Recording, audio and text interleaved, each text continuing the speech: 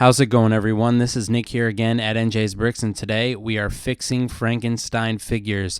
These are all different figures that I've gotten in bulk collections that were either mismatched or otherwise unfinished, and I'm going to put them together here today. Remember to like and subscribe below. If you do enjoy this content, I would really appreciate it, and let's get into it. So what I did is when I identified different parts of these minifigures, so usually checking out the torsos, it might be something I already know, I can look up that figure on Bricklink and they'll show me all the parts that are supposed to come with it, and then you can create a wanted list of all the parts that you need so that you can order them from sellers on Bricklink.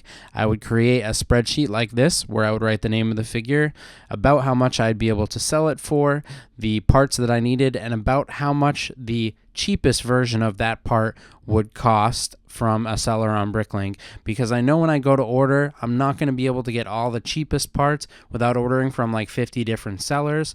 So I need to find a balance between ordering from the fewest sellers without overpaying for too many of the parts.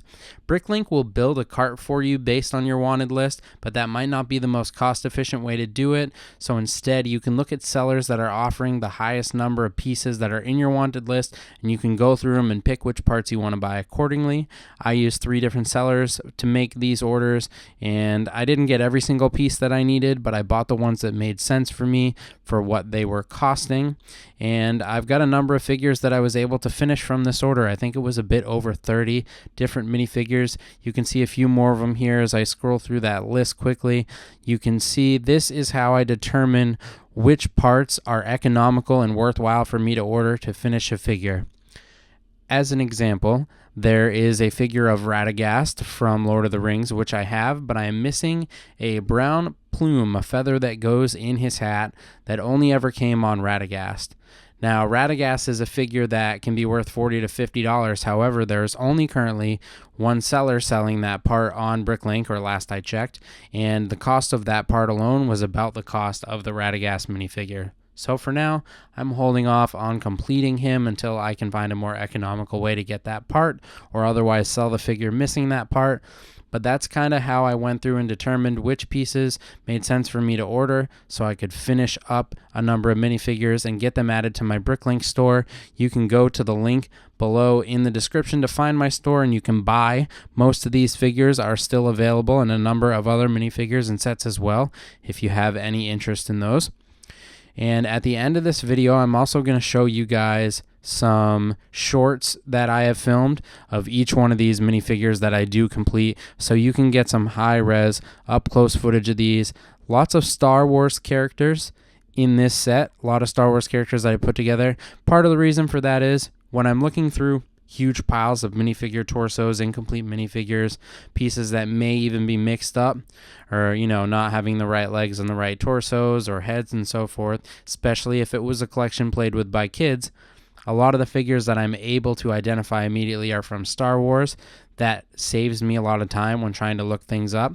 But you can use an app called Brick Monkey, which I will use a lot, that lets you scan torsos, and then we'll show you what figures those torsos come with. So it makes identifying minifigures a lot faster.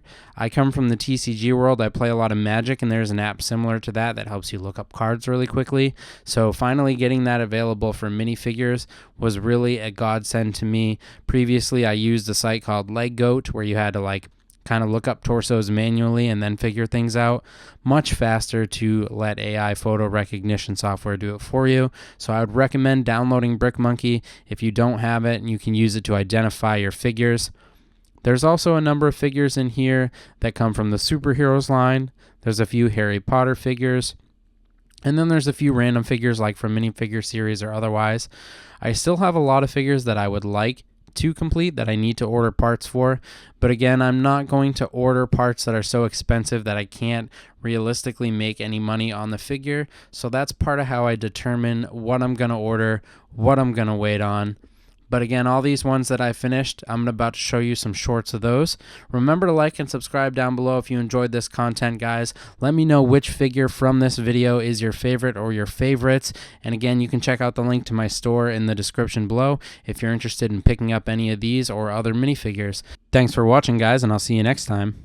Based on Star Wars Episode 3 Revenge of the Sith is this Ayla Secura minifigure, and I gotta say, this is one of the dopest molded minifigure parts I've ever seen.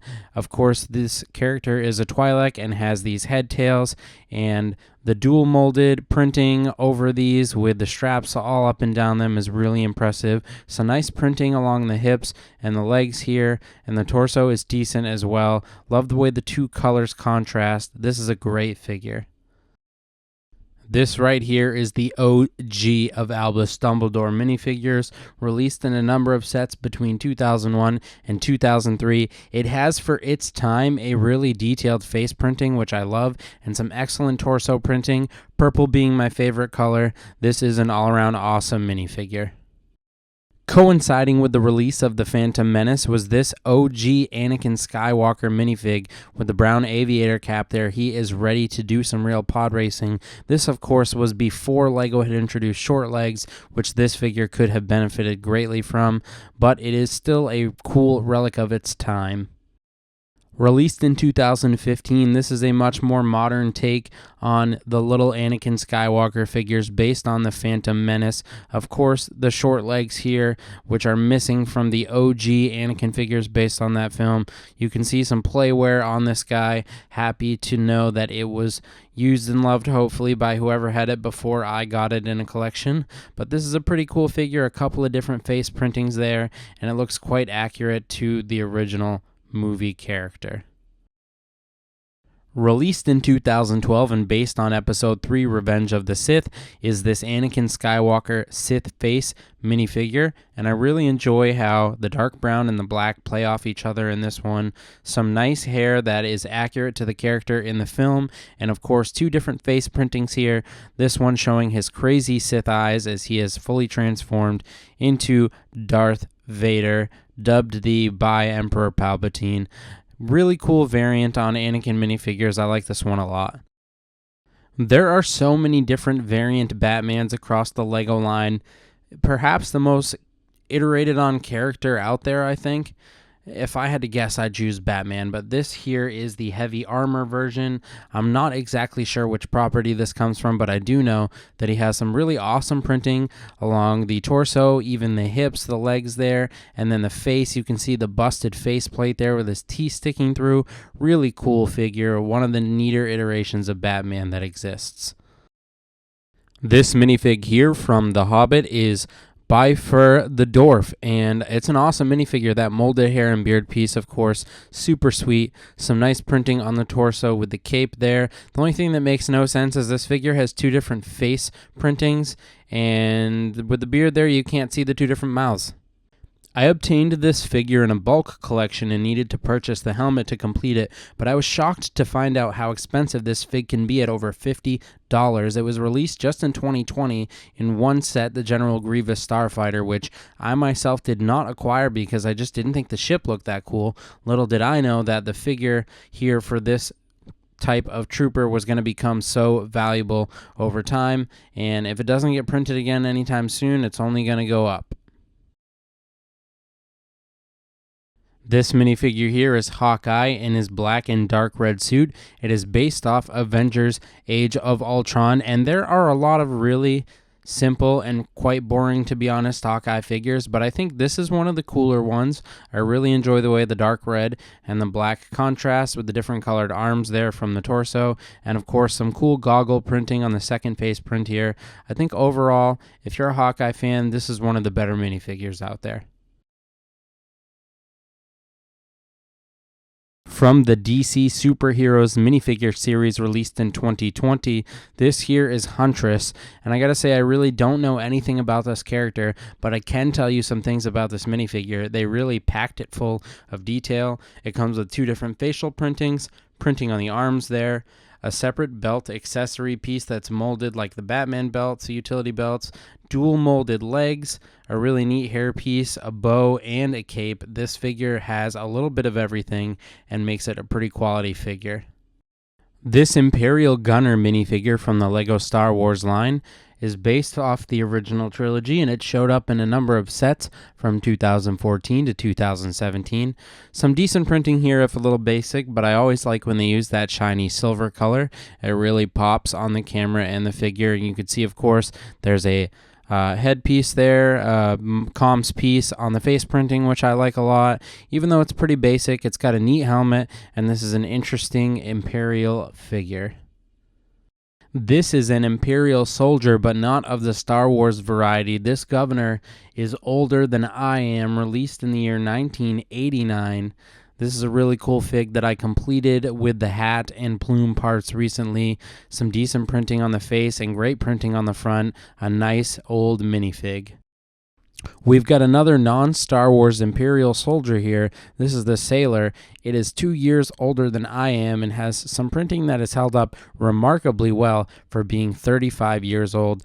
Got a great hat there and some nice molded shoulder pieces. This is a really cool old school figure.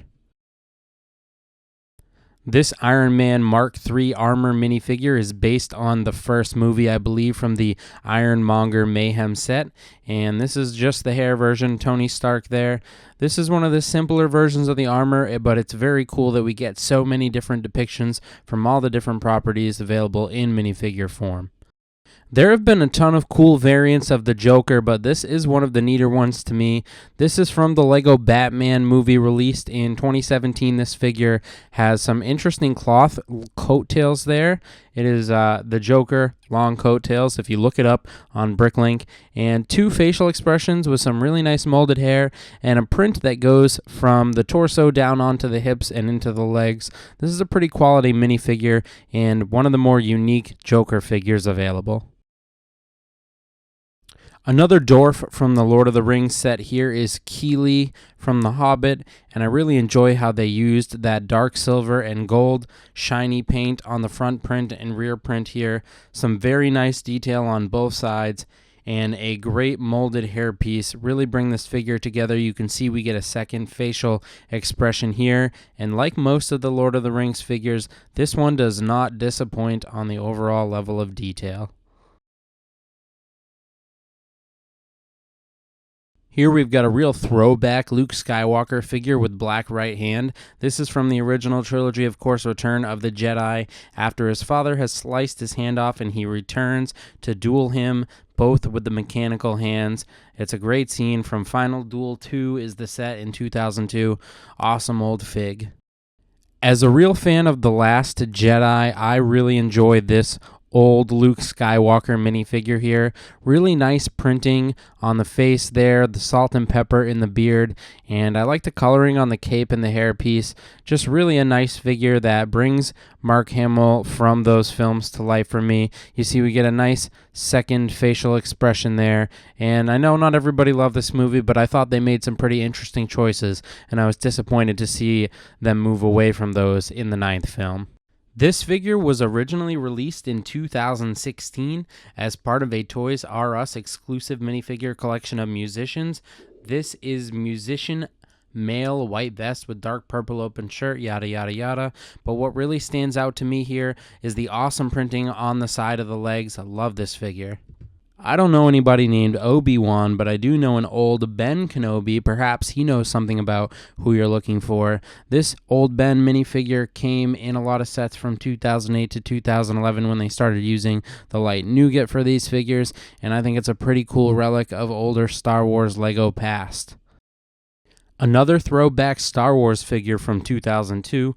This is Obi-Wan Kenobi, young with Padawan braid pattern. You can see printed on the front of the torso here. The printing on this fig is really held up well over time. I got it in a bulk collection, just completed it recently, and I like how this one looks as far as old school figs go. Released in 2013 and based on the Old Republic, this right here is a Republic Trooper with a smirk, as you'll see. A really nice molded helmet piece that is quite different from other helmets that we've seen, and of course some nice trooper printing on the front and back with the orange accents really popping off on this figure. I like the muted grays too as well. Just gives some nice dimensionality to the print overall, and it's a pretty sweet figure.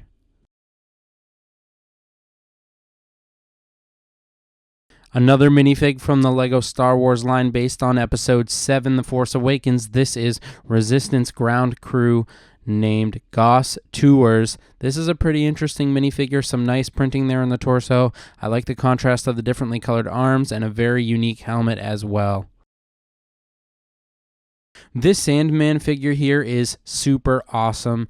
Absolutely brilliant molded piece for the legs here to make it look like he's just coming out of the ground. There's so much dimensionality, the little crags in the darker brown part, the dual molded, 2 different colors.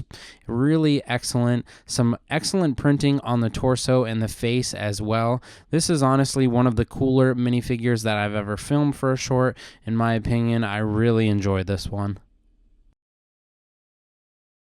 From the Guardians of the Galaxy, we have Star-Lord here with the mask and open jacket. Some great printing that goes down through the hips and onto the legs there, but the star of the show is that dual molded helmet and hair piece with the printing on the front. Really brings the character to life. Sadly, only one blaster here. I know some of you might eviscerate me in the comments. Another bulk collection pickup here is a pretty nice Superman that you'll notice has a bit of a worn cape as he's been in battle many times apparently. But released in 2015, this version of Superman comes with the spongy cape fabric, some pretty basic but nice printing on the front, and a great hair piece to go with it. This minifig right here from the original Star Wars trilogy is a character called Ten Numb, and I'll be honest, I really don't know much about this character, but this figure was originally released in 2006, and it has some really awesome face printing there. Actually, it reminds me of Tubes from Saw Gerrera's crew in the Andor series. This right here is one of the pricier minifigures that I've come across in bulk collections from one of the minifigure series, especially considering it was released just in 2020. This is the Tournament Knight from Series 20, and this guy's worth anywhere from like 20 to 40 bucks. And I guess really any type of figure that comes in these series that is buildable into some kind of army is usually ending up being pretty expensive, and this guy's no exception. Some excellent printing, great face printing, dual molded legs. Got some accessories. The accessories have printing. There's not a lot you could want on this figure. It's got it all. This here is Two-Face with black stripe hips. This was originally released in 2006, and it has one of the more unique molded hair pieces that I've ever seen, as it's not just 2 different colors, but 2 completely different hairstyles to fit the character. Really cool figure on this one. Here from the LEGO Star Wars line, we have the molded Wampa Big Fig. This came out in 2010, and they produced it in a few different sets over the next 5 years or so. It took me a while to get one of the missing horns, but now I have the fully completed figure, and here it is.